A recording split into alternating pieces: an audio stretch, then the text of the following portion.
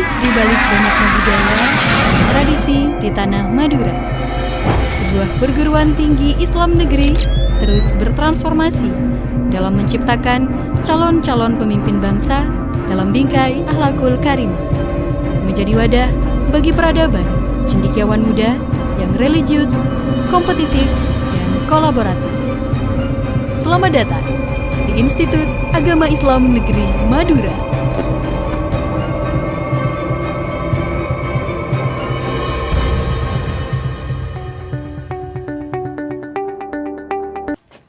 Assalamualaikum warahmatullahi wabarakatuh. Perkenalkan, nama saya Endang Kosasi, NIM 253811011835. Saya mahasiswa PPG YIN Madura, mata pelajaran Akidah Akhlak, dan satmingkal utama saya yaitu di Madrasah Sanawiyah Asapa Cibusung. Demikian, Assalamualaikum warahmatullahi wabarakatuh. Assalamualaikum warahmatullahi wabarakatuh. Waalaikumsalam warahmatullahi wabarakatuh.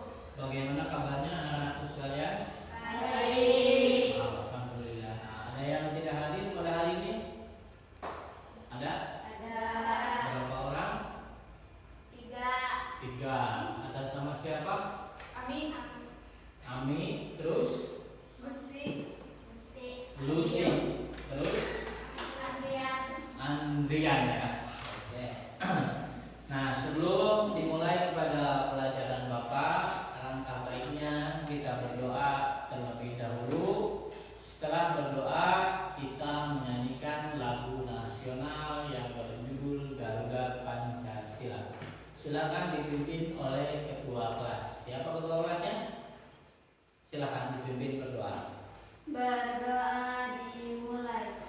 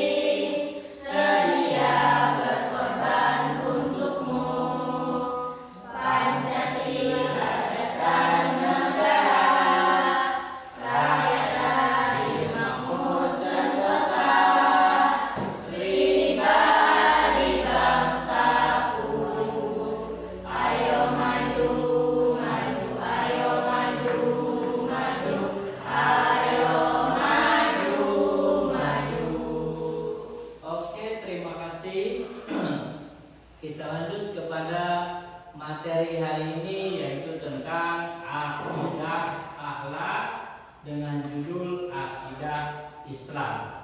Ya.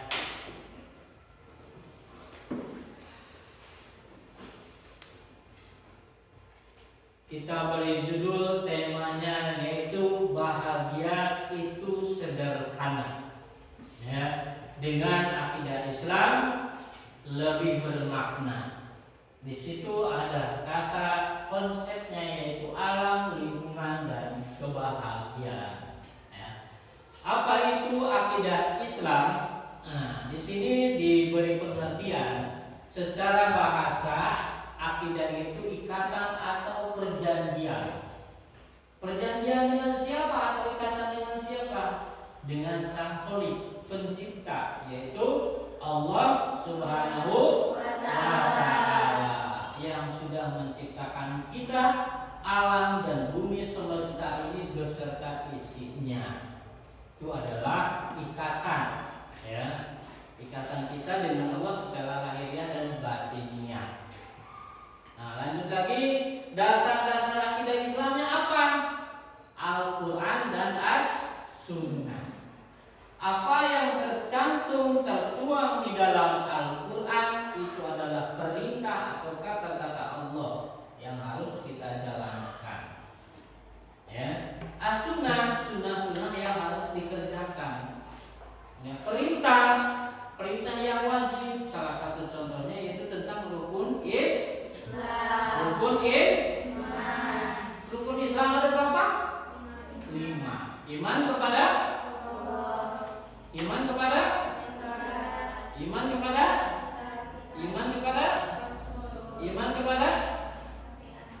hari akhir. Ya, itu ya. Jadi itu adalah salah satu rukun wajib. Contohnya juga yaitu kepada apa? Perintahnya. Kemarin yang sudah kita kerjakan. Puasa Ramadan. Sunahnya yang mana? Setelah puasa Ramadan salah satu sunahnya yaitu sholat Idul Fitri. Itu sunah-sunah yang diperintahkan juga, ya. Itu. Nah, tujuan belajar akidah akhlak pada intinya dan akidah Islam yaitu untuk memperkuat keimanan dan istiqomah dalam beragama Islam. Iman itu berarti percaya. Percaya sama siapa? Percaya sama Allah, adanya Allah. Ya, berkaitan dengan surat Al-Ikhlas yang berbunyi Bismillahirrahmanirrahim. Qul huwallahu ahad. Jelas. Katakanlah bahwa Allah itu satu esa, tunggal, tidak beranak, tidak diberanakan. Ya, seperti itu. Jadi Allah itu esa tunggal, tidak ini. Dan selanjutnya itu untuk menghindari kita kepada kemusyrikan. Apa musyrik? Tidak mempercayai atau menyekutukan, menduakan. Menduakan Allah itu disebut musyrik. Ya, kamu orang Islam tapi tidak percaya adanya Allah. Ya, gitu. Kamu orang Islam, maaf kita sebagai contoh, kamu orang Islam percaya adanya Allah, tapi kamu ketika apa contohnya seperti ini, musyrik itu. Kamu ini punya remote, ya, tapi kamu percaya ke remote ini, jangan remote, gitu kan? Hidup saya atau kalau nggak ada remote, hidup saya ini bakal menderita. Kamu percaya sama remote? Ini salah satu bentuk musyrik. Padahal si remote ini adalah benda mati. Ya, dia tidak akan memberikan kehidupan. Tapi kalau sudah musyrik dengan atau istilahnya, waduh, kalau tidak ada remote, saya mati. Padahal ini adalah hanya jalan pelantara atau cukang atau jembatan penyeberangan, pelantara yang Allah berikan. Contoh kecil lagi, kamu berkendara nih pulang dari sekolah, ya, bawa motor, gitu kan? Ketika datang ke rumah tuh udah mau motor. Kalau nggak ada motor, saya nggak bakalan nyampe ke rumah. Padahal jalan kaki juga pasti nyampe ke rumah. Ya, salah satu contohnya lagi yaitu menyembah berhala, patung, foto, ya, meja, kursi atau benda-benda lain yang menyebabkan kemusyrikan kita, tidak percaya dengan adanya Allah. Ya. Jadi itu semua harus dihindari. Ya, kemusyrikan itu, karena kita yakin bahwa Allah itu esa, Allah itu ada. Di mana adanya adalah hembusan nafas kita. Setiap kali kita bernapas itu adalah kehendak dan kuasa Allah. Tapi kalau Allah tidak berkuasa, maka nafas kita akan dicabut dan matilah kita. Tamat riwayatnya, ya, seperti itu. Nah itu untuk menghindarinya. Nah kenapa Allah menciptakan alam, langit, planet dan seluruh langit dan bumi yang Allah ciptakan? Kenapa? Karena kepada manusia pengisinya supaya percaya bahwasanya Allah itu ada. Allah menciptakan bumi, planet, matahari sehingga terjadi sekarang siang.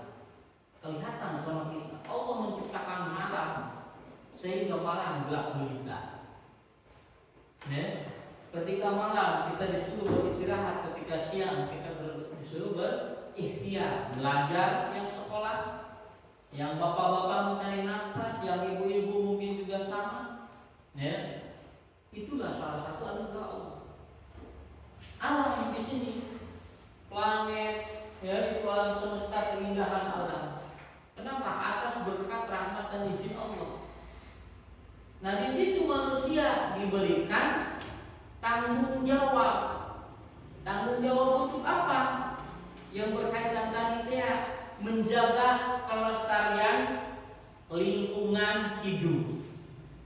Untuk kita hidup di alam semesta ini. Contohnya apa melestarikan lingkungan hidup? Salah satunya yaitu menanam pohon. Untuk apa? Yang sudah dijelaskan, menanam pohon itu untuk menimbulkan oksigen, salah satunya. Yang kedua, mencegah longsor. Kalau tidak ada pepohonan, tanah itu mudah longsor. Di pegunungan, jangankan di pegunungan, di kita juga sama. Selanjutnya juga mencegah banjir, karena pohon bisa menyerap air. Ya, itu. Nah, contohnya lagi menjaga lingkungan. Contoh di sini ada lingkungan sekitar rumah. Kita nggak jauh-jauh ada lingkungan sekitar kita, sekolah. Ya, sekolah kita ada lingkungan, sampahnya dong jangan dibuang sembarangan. Gitu kan? Kalau nggak ada puntung sampah, ya minimal dikumpulkan dalam suatu titik. Kalau ada tong sampah dipisahkan, sampah organik dan non-organik. Sampah organik yang seperti apa? Dedaunan. Non-organik plastik, karet, botol-botol. Ya, kalau kita kembali kepada kreativitas, semua itu bisa bermanfaat. Sampah bisa jadi kerajinan tangan, ya kan? Bisa jadi alat kesenian dan lain sebagainya. Tapi tugas kita tadi adalah menjaga lingkungan hidup. Kembali kepada pelajaran agama dengan apa istilahnya, an-nadhafatu minal iman. Kebersihan sebagian dari dengan yang sudah dijelaskan kemarin-kemarin. Dengan kebersihan jiwa sehat. Ya, bobo kita nyenyak, ya, belajar kita nyaman, ya, terus apa lagi? Makan pun kita enak.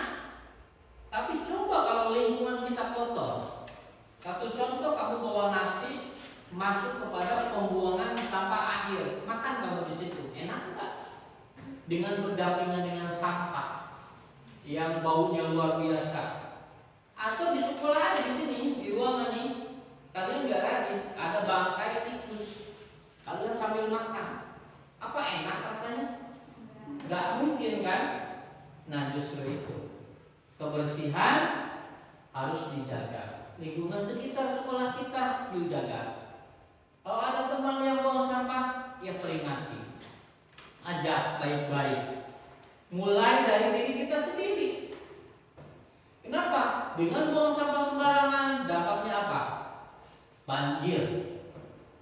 Ya, sampah plastik terurai oleh tanah itu 100 tahun baru dia terurai. Satu sampah plastik kalau beribu bertumpuk-tumpuk berapa ratus tahun dia baru terurai. Kamu adalah generasi nih, Gen Alpha ya dan Gen Z, generasi milenial yang zamannya era industri 4.0 yang sudah canggih, ya, yang harus siap menghadapi tantangan global. Ya, maka dari itu adalah salah satunya dengan keimanan. Dengan iman kita kuat, fondasi kita kuat, insya Allah hidup kita aman. Dengan kendaraan replika, cakramnya paten bagus baru, insya Allah mau nabrak jadi keren, terjadi. Tapi kalau remnya nggak ada, kenapa? Tidak lagi kembali. Nabrak aja, karena nggak ada rem. Kalau bangunan fondasi, kamu buat di rumah nggak ada tiang, jadi rumah nggak? Nggak mungkin kan? Kamu mau buat rumah tapi nggak ada tiang, jadi rumah nggak? Nggak mungkin. Karena itu salah satunya untuk mencapai salah satu kehidupan bahagia yang hakiki. Bahagia yang hakiki itu apa? Bahagia yang kekal. Dan kebahagiaan itu tidak mesti kepada material, atau tidak mesti kepada hal-hal yang fundamental atau hal-hal yang pokok. Kebahagiaan kecil banyak di sekeliling kita. Contoh kecil punya teman yang baik, yang apa istilahnya zaman now itu bestie atau yang zaman sekarang itu yang siap bersama-sama, itu udah bahagia banget. Punya orang tua di rumah, luar biasa udah bahagia. Pulang dari sini sekolah salam, cium tangan orang tua mesti ada utuh, alhamdulillah. Tapi kita bagi yang udah nggak ada orang tua, beda rasanya.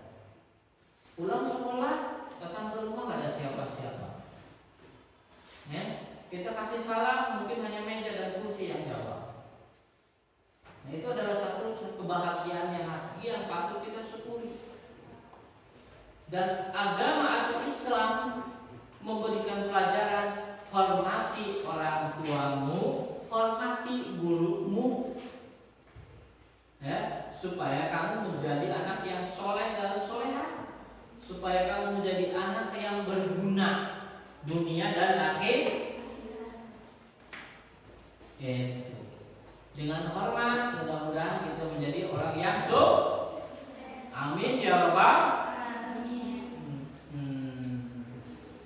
Nah, di sini alam semesta yang tadi sudah dijelaskan, Allah menciptakan alam semesta, dan bukan dengan sendirinya, melainkan alam semesta ini diciptakan oleh Allah untuk kita huni, untuk kita jaga, untuk kita lestarikan supaya berkehidupan, berkelangsungan. Saya sudah tua, suatu saat bakal mati, maka kalian generasi penerusnya. Orang tua kita di rumah yang ada suatu saat bakal tidak ada, maka kitalah penerusnya. Untuk itu kita sebagai penerus agama, negara dan bangsa berarti harus memiliki keimanan, ketakwaan yang kuat secara lahir dan batin untuk menyongsong kehidupan masa depan yang lebih bermakna. Nah, di sini juga dijelaskan Allah menciptakan alam semesta itu tidak dengan sia-sia. Contoh, kalau tidak ada tanah, tidak mungkin pohon durian bisa tumbuh. Dengan adanya tanah, pohon durian bisa tumbuh, bisa gede dan berbuah dan dinikmati. Mudah tidak buah durian? Kalian durian buah apa nih? Durian, rambutan, apel, itu adalah hasil alam. yang memberikan manfaat. Makanan pokok kita nasi, rice bean kejo, ya, yang kita konsumsi setiap hari. Itu adalah manfaat alam yang Allah ciptakan untuk kita nikmati. Gitu. Belum lagi hasil-hasil alam yang luar biasa. Zaman sekarang logam mulia yang tembus di angka 2 juta lebih, atau disebut dengan emas dan berlian. Ya, itu. Oke, kita lanjut kepada lingkungan hidup.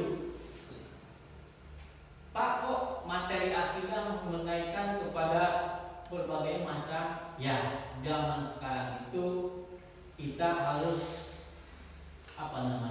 selain belajar agama, kita juga harus memberikan contoh kepada kehidupan sehari-hari lingkungan kita. Nah, agama tadi adalah kembali kepada fondasi.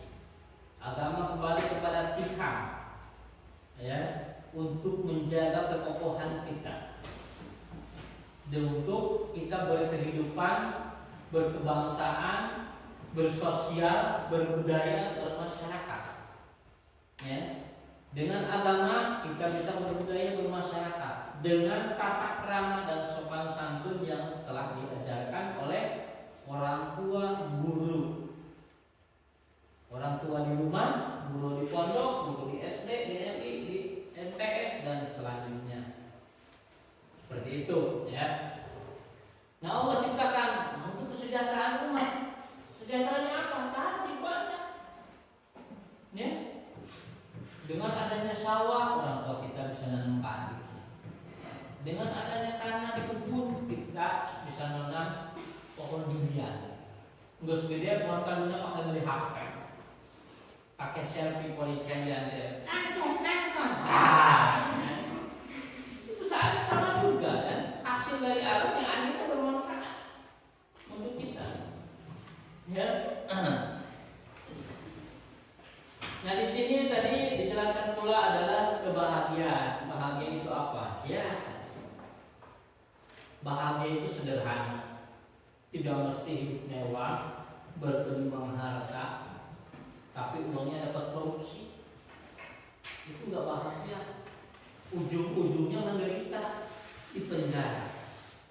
Sekarang sudah banyak contoh di media-media sosial, televisi, internet, YouTube, ya, TikTok dan lain sebagainya. Orang yang bergelimangan harta, bro dijuru, bro dibantu, malah yang di tengah mah tekotoknya. Ternyata uangnya dapat korup. Sekian ember, pas ketahuan, penjara seumur hidup. Harta disita. Karena apa? Semua ini yang ada di alam semesta hanyalah titip. Enggak ada yang mesti kita sombong-sombongkan. Dengan jiwa raga yang besar, ganteng kayak bapak ini. Iya. Atau misalkan jiwa raga cantik kayak kalian itu, enggak ada yang bisa disombongkan. Kalau Allah berkehendak, kun kayak pun modal dia mati. Apa yang dibanggakan dari badan yang gagah dan ganteng ini dan cantik ini? Tak ada. Ya? Atau datang ke sini bawa pajero, panas di jero. Ujung-ujungnya Allah ambil, enggak ada. Ya? Jadi enggak mesti disombong-sombongkan apa yang sudah diberikan oleh Allah. Jangankan harta, raga kita, nyawa. Kalau Allah berkehendak mati, mati lagi. Tidak mungkin tidak akan mati. Seperti itu, ya. Jadi,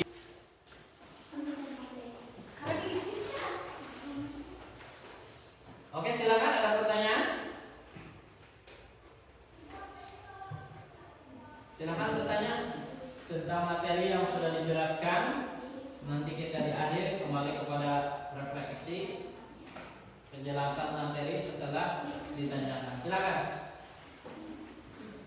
Zakia atau siapa?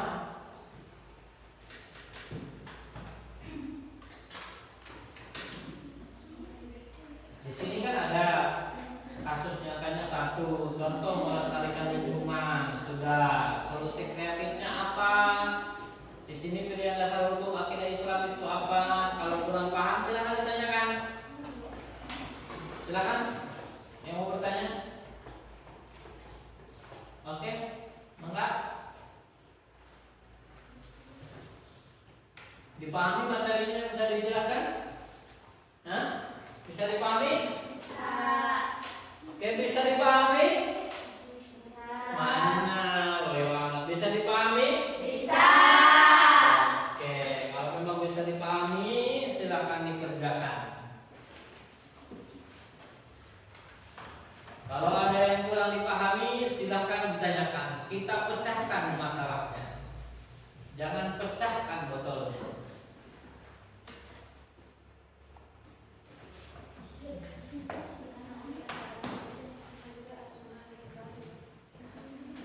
Oke, sudah dikerjakan? Kelompok 1, 2, 3. Hah?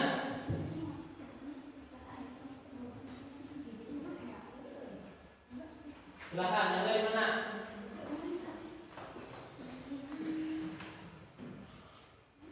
Oke, kita lanjut kepada kelompok 1. Silakan sebutkan contoh melestarikan lingkungan. Yang sebelah sini, nih. Silakan contohnya melestarikan lingkungan. Menanam pohon. Yang lebih keras lagi? Menanam pohon. Iya. Lebih uraikan, menanam pohonnya di mana dong?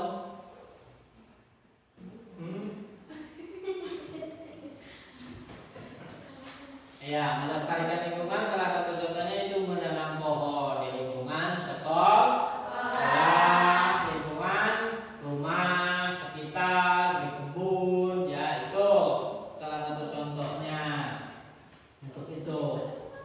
Nah, di sini juga ada pilihan ganda. Dasar hukum akidah Islam itu apa? Hadis. Dasar hukum akidah itu apa? Sunnah. As-sunnah. Ya, seperti itu. Nah, di situ kalau tadi sudah dijelaskan, kalau ada yang belum dipahami silakan bertanya. Kalau sudah kita pahami, Bapak coba refleksikan kembali, ya, yaitu tentang akidah Islam. Akidah Islam itu secara pengertian yaitu apa? Ya. Akidah itu dari ikatan atau tujuan atau perjanjian. Ya. Ikatan dengan Allah, perjanjian dengan Allah. Itu seperti itu ya, akidah Islam. Hukum akidah Islam itu Al-Qur'an dan As-Sunnah. Tujuan mempelajari akidah Islam itu untuk memperkuat keimanan kepada Allah Subhanahu wa Ta'ala. Oke, ada pertanyaan? Kalau tidak ada, pembelajaran hari ini kita tutup. Kalau ada yang belum dipahami silakan ditanyakan. Kalau sudah dipahami, kita tutup pembelajaran hari ini. Kita ketemu lagi minggu depan. Silakan. Neng, mau bertanya apa? Ada? Cukup? Jelas? Jelas. Oke. Kalau sudah cukup, kalau sudah jelas, Bapak ucapkan terima kasih banyak. Ya. Mudah-mudahan materi yang diberikan pada hari ini bisa diaplikasikan dalam kehidupan sehari-hari kalian dan bisa bermanfaat untuk kehidupan kita di masa yang akan datang. Nah, materi